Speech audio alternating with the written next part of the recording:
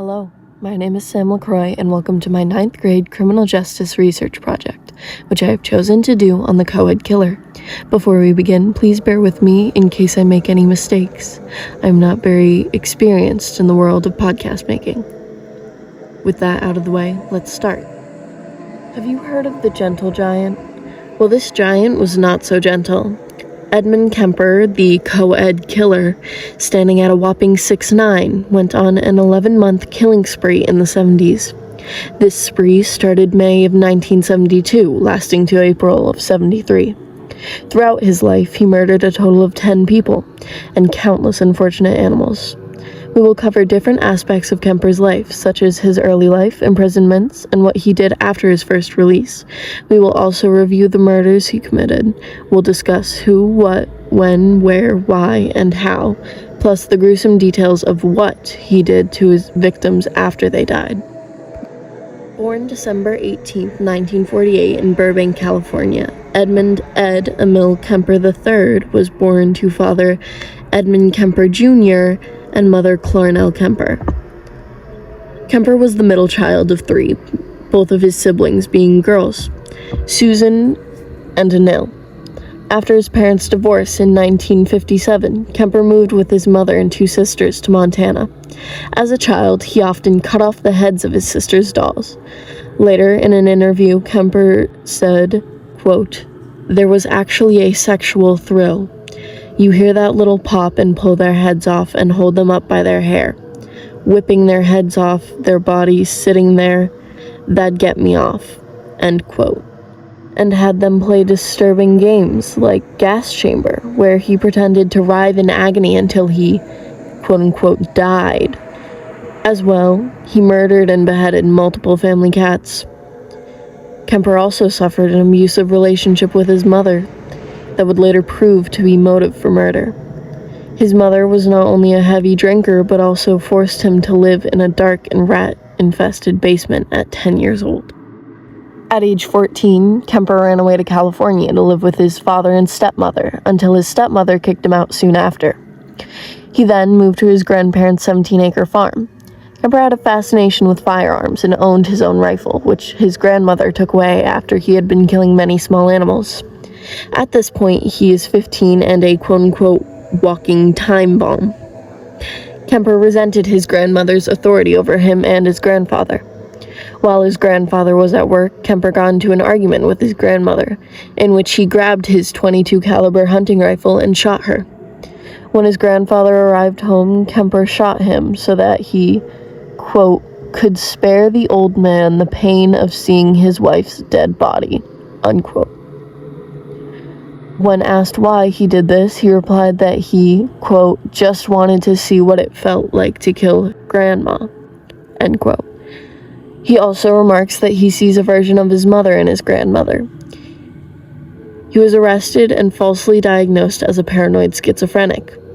He was then sent to Atascadero Hospital. While there, he gained the trust of the therapist and learned how to manipulate the staff. Kemper took note of many tips and tricks on how to get away with rape and murder that he learned from other patients. Kemper also learned what mistakes to avoid. Such information was likely very helpful to Kemper in his future murderous rampage.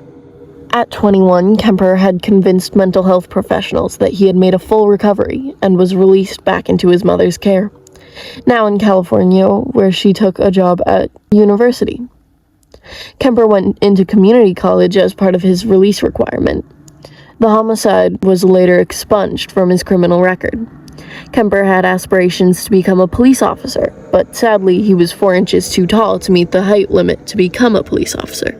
He instead started working with the California Highway Department, but frequented a police bar called the Jury Room, where he would make friends with many police officers. The officers would later talk to Kemper about the murders and even tell him of traps set for the murderer, who had not been caught at that time. Working on the highway, he would bear witness to the free love hippie movement, where people would frequently hitchhike. Kemper decided to start picking up hitchhikers, starting with all types of people, but soon he would pick up only women, who he would make small talk with, learning how to get them to trust him. After being sent into a rage by a call with his mother, he decided the next hitchhiker he picked up would be his first victim. He drove around looking for someone to pick up. Kemper hated his mother so much that he decided it should be a co-ed that he killed, as his mother worked at a university. He finally picked up 2 college students, Mary Ann Pesch and Anita Lucchesa. May 7th of 1972, he drove the 2 women to a remote area where he murdered the 2 women. He pulled a pistol on Mary Ann in the front passenger seat while Anita panicked in the back. Mary Ann attempted to de-escalate the situation, but when he realized what she was trying to do, he became enraged. He forced Anita into the trunk, where he trapped her. Kemper attempted to strangle Mary Ann with a rope, but failed. He stabbed her repeatedly before slitting her throat. He then went to the trunk and murdered Anita with a large hunting knife. He brought the girls' bodies home, where he raped them and took pictures with his Polaroid camera. He then raped them again, only after decapitating them. This time, however, he used their cut necks for his desires. He cut them up and placed the chunks in plastic bags. Kemper scattered their parts across the back roads of the Loma Prieta mountain. August 1972, police found Anita's head, identified by dental records. No other parts were found. Kemper had covered his tracks too well. September 14th, 1972, 15-year-old Aiko Koo was picked up by Kemper, who again drove to a remote area where he convinced the girl that he was suicidal and was only going to kill himself. He got out of the car to get tape from his trunk, but realized he locked himself out of the car. He managed to persuade Aiko to unlock the car and let him back in. As she unlocked the car door, Kemper attacked her and suffocated her till she fell unconscious. Then he raped her and strangled her to death. He repeated his process of taking his victim back to his apartment, dismembering her and having sex with her neck, then scattering her remains. A month after killing Aiko, he met with his court-ordered psychiatrist, who deemed Kemper officially cured. December 1972, Kemper was forced to move back to his mother's house. He purchased a .22 caliber pistol and went searching for more victims.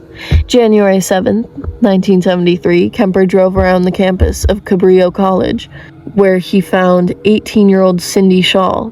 He followed his usual routine, only this time he shot her in the head. He stuffed her into his trunk, drove home, and hid her in his closet.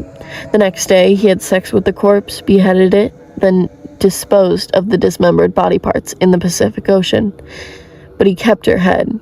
He had sex with it multiple times. He then buried it in his mother's garden, facing up at her window, saying she, quote, always wanted people to look up at her, end quote. In less than 24 hours, most of Cindy's body was retrieved. After piecing her together, the police became aware of an emerging pattern. They finally realized there was a serial killer roaming the streets. He continued to pick up women hitchhikers who would often talk to him about the killings. He said whenever they did so, they got a, quote, free ride. He would not harm any women who unknowingly mentioned his murders. It's theorized that he was feeling shame that prevented him from hurting them. February 5th, 1973. Kemper got into an infuriating argument with his mother, Clarnell. In a huff, he decided to take out his anger towards his mother on another hitchhiker. He picked up 2 more hitchhiking college students, Rosalind Thorpe and Allison Liu.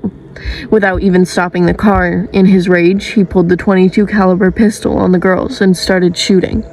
Rosalind died instantly, whereas Allison was only brutally wounded. Kemper pulled over the car and shot Allison again, this time killing her.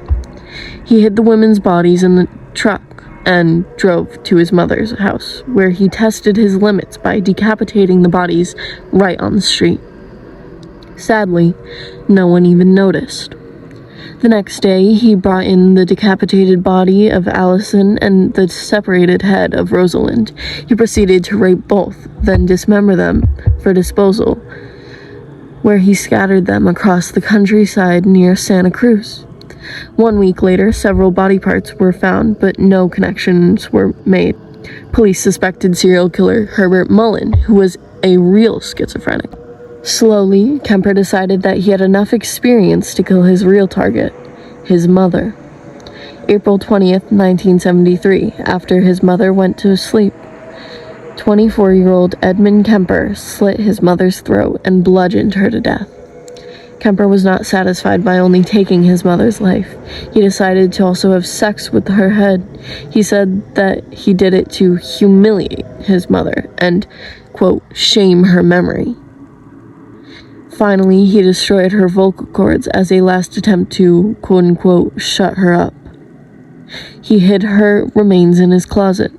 Kemper came up with a plan to give himself time to flee the country. He invited his mother's best friend, Sarah Hallett, to his mother's house for an alleged surprise party planning.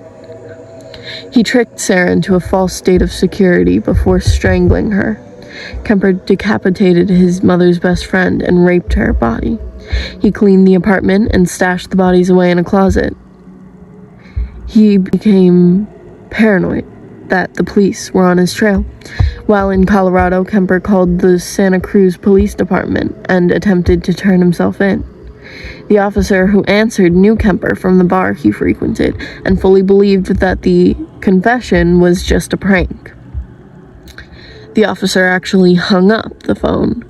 Kemper called again and asked to speak to a different officer, one he was sure would believe him. He confessed again. The department still did not believe that Kemper was serious. However, this time, an officer waited on the phone with Kemper while cops searched his mother's house. When they found the bodies, an officer instructed Kemper to wait where he was to be taken into custody. Edmund Kemper was taken on trial on April 22, 1973, and charged with 8 counts of first-degree murder. The judge asked Kemper what he thought would be the appropriate punishment for his crimes. Kemper replied, "Death by torture," but was sentenced to 8 times life sentences and sent to the California Medical Facility State Prison, where he stays now. Now, 71, Edmund Kemper works to voice audiobooks for the blind and is on trial for parole again next year, 2024. Thank you.